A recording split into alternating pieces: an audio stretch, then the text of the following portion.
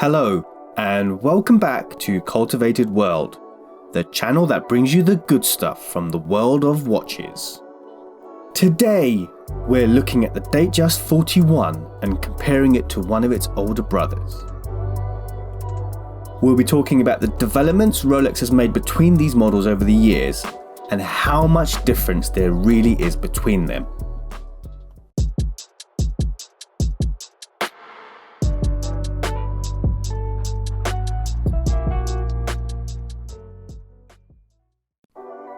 This is the Datejust 41 model reference 126334, which was launched in 2016.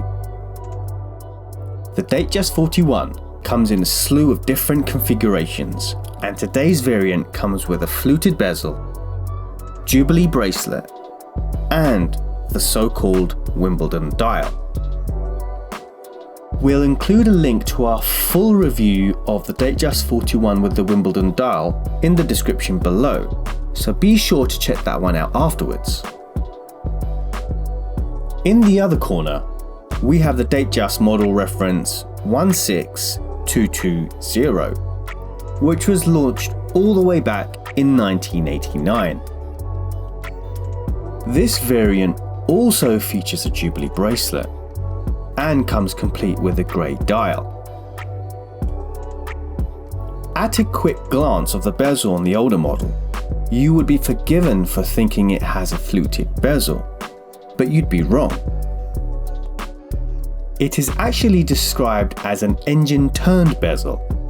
The name is a little bit misleading, and the bezel doesn't actually turn. The term engine-turned is a reference to the method used to create the decorative grooved pattern in the metal. If you look closely at the bezel, it is a series of grooves followed by a flat surface. This is a similar formation as on the bezel of the newly released Tudor Royal. The engine-turned bezel on this model is made from steel, unlike the fluted bezel on the Datejust 41, which is made from 18-karat white gold. The fluted bezel is a much more flashy adornment. It sparkles and glistens as it catches the light and is sure to catch people's eyes from across the room. The older Datejust is made from 316L steel and is the last Datejust model to be constructed of this metal before Rolex transitioned into the 904L steel that it continues to use today. Although 316L steel was designed to be resistant to corrosion, 904L steel takes the game further with even superior anti-corrosion properties. As you can see from the close-up shots, there are small signs of corrosion on the 316L steel, which cannot be seen with the naked eye. 904L steel requires specialized tooling, and Rolex is the only watchmaker that openly makes their watches from this metal. Although there are many years between these watches, it is clear to see that the color of the steel is quite different. 904L steel is more lustrous when polished and has more of an aura about it. Rolex has utilized many different luminescent materials over the decades to light up their dials in the dark. This dial uses tritium, which was Rolex's luminescent material of choice from 1963, and is noted on the dial by the T's either side of Swiss made at 6 o'clock. Tritium was far less radioactive than the material it replaced, but had a much shorter half-life. This meant that the glow diminished more quickly over time and became much less effective. However, tritium dials are very sought after by vintage collectors, as they develop patina over time and the tritium changes colour on the markers to a more creamy colour. This patina effect has been replicated to varying degrees of success on modern watches, and one notable successful execution of this that we can all agree on was on the original Tudor Black Bay 58. Despite tritium having a far lower level of radioactivity, it was far from perfect. Rolex went through a couple of other luminescent materials until settling on its own proprietary compound called chromalite, which is used on the Datejust 41. It is not radioactive, and the effectiveness of the glow will be maintained for years to come. The other notable difference with chromalite is that it glows blue as opposed to green. The older Datejust features visible holes in the lugs and the bracelet clasp. This makes it very easy to remove or make micro adjustments to the bracelet. On one hand, there is a certain charm to this, and I don't mind this on watches from this era.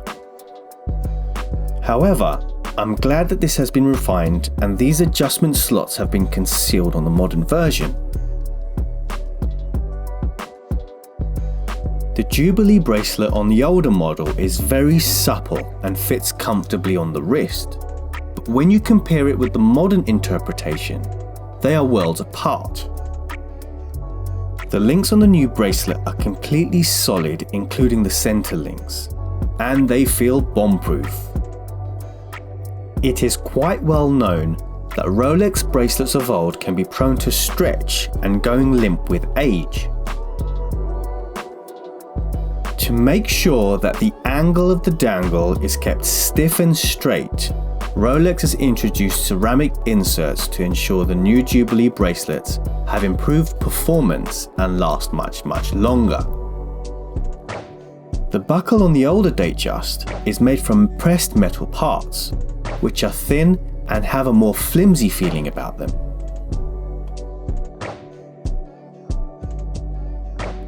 Whereas the components of the new bracelet have been milled from solid pieces of steel, giving them much more substantial feel.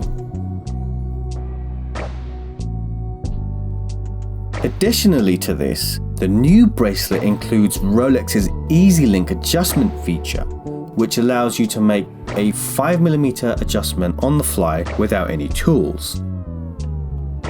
It is clear to see that these watches are from the same lineage and are distant relatives, but the contrast between them add up to a huge difference.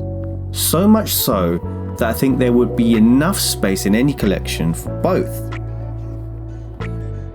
The modern Datejust is solid and would be a reliable workhorse, and it would be great to make a statement with that snazzy bezel.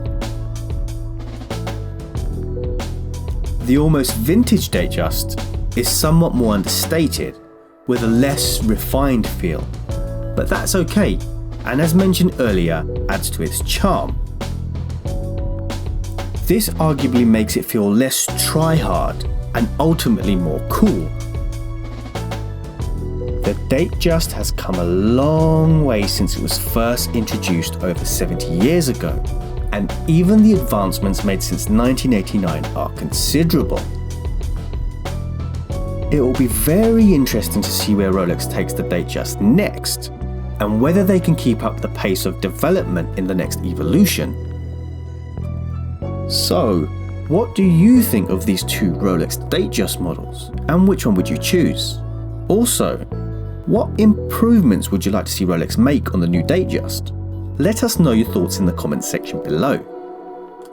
And if you like watches as much as we do, and want to see more watch content like this, please like and subscribe, and remember to hit that bell icon.